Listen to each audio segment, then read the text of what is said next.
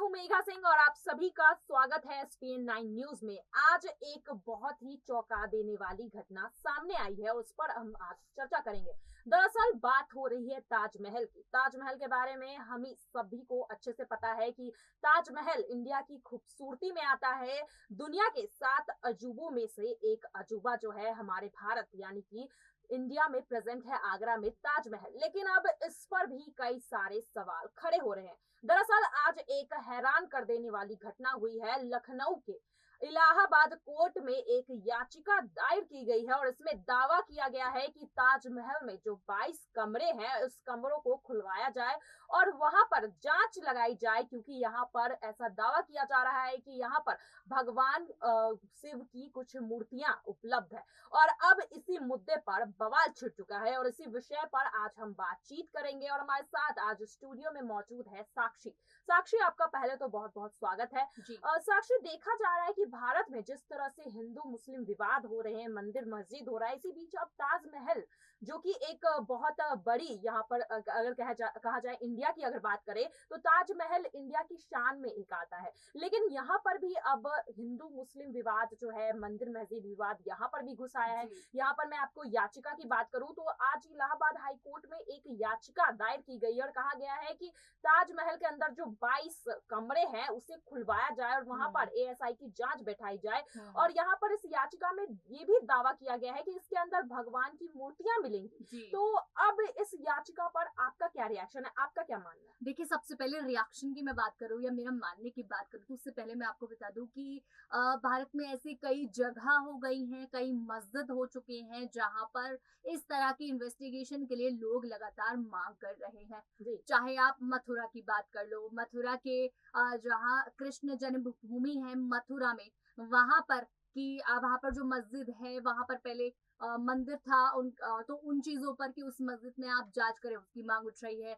कहीं ईदगाह जहां वो मस्जिद है उसकी जांच चल रही है। वहीं काशी में आप देख लो, काशी और मथुरा दोनों ही ये धर्म स्थल हैं जहां पर मांग चल रही है। और बल्कि काशी की मैं बात करूं, बहुत सालों से वो केस चल रहा है।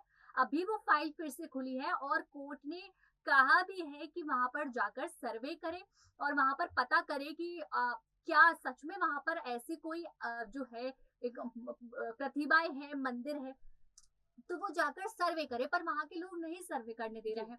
वही चीजें जब काशी के बाद मथुरा में हुई तो मथुरा के बाद अब ताजमहल की बारी। और जाने ऐसे कितने और धर्म स्थल हैं जहाँ पर इन चीजें होंगी और मांग भी होगी। तो अब जिस तरह से ताजमहल की बात हुई है तो सबसे पहली चीज तो ये कि लोगों की अगर हम बात समझे तो उनका ये कहना है कि मुगल शासन जिस वक्त था उस वक्त ऐसा हुआ है कि कई मंदिर तोड़कर मस्जिदें बनाई गई हैं, जो कि हाँ गलत था। और वो गलत उस वक्त से, ऐसा नहीं है कि ये केस अब उठ के आ रहे हैं। कई ऐसे केस हैं जो तब से चलते आ रहे हैं, तो उन पर अगर अब एक्शन हो रहा है तो कोई बुरा नहीं है। इसमें मैं अपने रिएक्शन की बात कर रही हूँ क्योंकि वो केस चलता आ रहा है। लेकिन अगर कोई केस अब उठाने की कोशिश कर रहा है तब थोड़ी सोचने वाली बात होगी कि जब जो चीज चल रही है, हो रही है, तो उस पर इस तरह के मुद्दे की वो लाने की जरूरत शायद नहीं है। लेकिन हर किसी का अपना अपना पॉइंट ऑफ व्यू है। अगर वो चाहते हैं इस पर मांग करना तो आप करवा के देख लीजिए।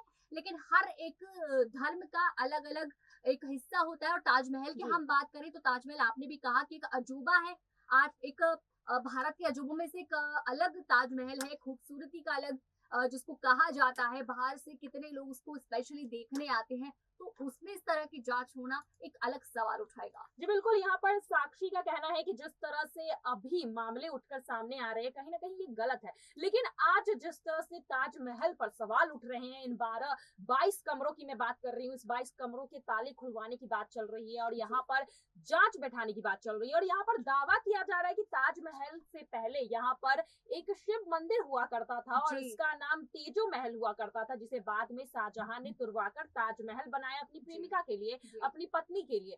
तो यहाँ पर जिस तरह से ये विवाद उठ रहा है, क्या आपको लगता है कि आगे इस पर जांच करनी चाहिए, कार्रवाई होनी चाहिए? और अगर मान लीजिए कि यहाँ पर अगर कुछ मंदिर के अवशेष मिलते हैं, कुछ मूर्तियां मिलती है, तो उसके बाद क्या ताजमहल के अंदर भी खुदाई होगी? क्या ताजमहल के ऊपर भी क्या खतरा मंडरा सकता है? क्योंकि देखिए ताजमहल सिर्फ एक वंडर में ही नहीं आता। यहाँ पर रेवेन्यू की मैं बात कर लूं, रेवेन्यू भी बहुत जनरेट होता है। सरकार, यूपी सरकार की मैं बात करूं तो ताजमहल से अच्छा खासा ये टूरिस्ट प्लेस है, बाहर से लोग देखने आते हैं, तो इस पर जिस तरह से ये विवाद हो रहा है यहाँ पर अब देखने को मिल रहा है कि ताजमहल भी अब इससे नहीं बचा है। तो आगे चलकर, क्योंकि ये मांग आज से नहीं उठ रही है, ये जो बातें कही जा रही है, मंदिर था यहाँ पर पहले, उसे बाद में ताजमहल बनाया गया, इस पर कई सालों से विवाद चल रहा है, लेकिन आज जो याचिका दायर हुई है, इस पर आपको क्या लगता है कि आने वाले समय में और क्या हो सकता है, आगे क्या प्रोसीजर हो सकते हैं? बिल्कुल, देखिए बहुत समय से इसको लेकर बात चल रही है, ताजमहल को लेकर बहुत समय से बात चली थी, लेकिन अब इस तरह का दावा फिर से आया कि आप जो जितने भी ये 22 कमरे आप इनको खुलवाइए, और हम जानना चाहते हैं, क्योंकि बहुत दावे के साथ ये बात कही गई है कि वहां पर शिव जो भगवान है उनका मंदिर, वहां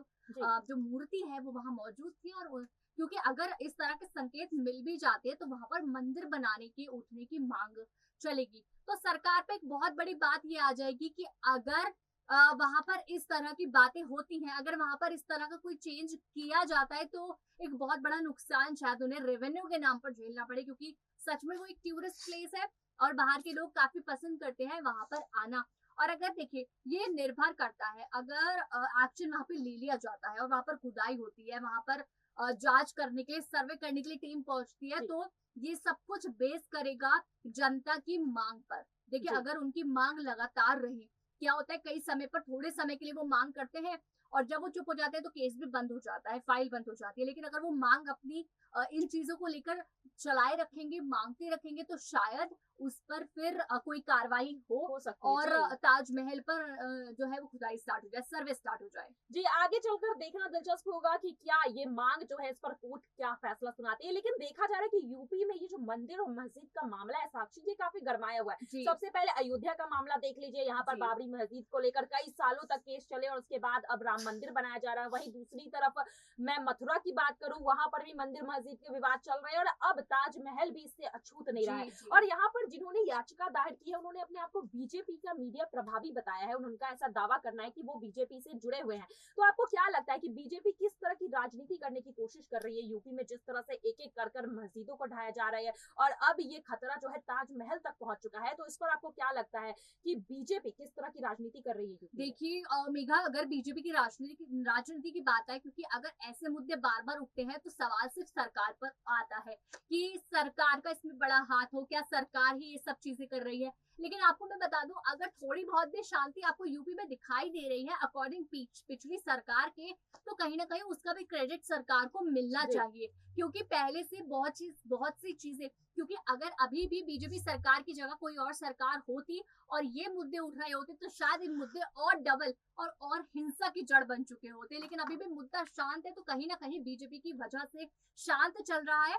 हाँ, मुद्दा उठ जरूर रहा है बार बार, लेकिन जिस तरह से अयोध्या और वहां पे बाबरी मस्जिद को लेकर सवाल उठे थे, तब भी वो मामला बहुत अच्छे से शांत किया गया, आप भी जानते हैं, सब जानते हैं। और अभी भी जिस तरह से उसी की तरह ये मुद्दे शुरू हुए हैं, ये भी बीजेपी कहीं ना कहीं सही तरीके से शांत कर देगी। जी बिल्कुल, जिस तरह से ताजमहल के उन 22 कमरों पर सवाल उठ रहे हैं और अब याचिका दायर की गई है इलाहाबाद कोर्ट में, अब देखना दिलचस्प होगा कि क्या सच में ताजमहल के उस 22 कमरों को खुलवाया जाएगा और उसके पीछे का राज क्या दुनिया के सामने आएगा। क्या सच में वहां पर कोई शिव जी की मूर्ति थी, वो अब कोर्ट डिसाइड करेगी। कोर्ट का फैसला अब इस याचिका पर क्या रहेगा, ये देखने लायक होगी। तो चलिए, आज के लिए बस इतना ही। आगे की खबरों के लिए देखते रहिए SPN9 न्यूज। धन्यवाद।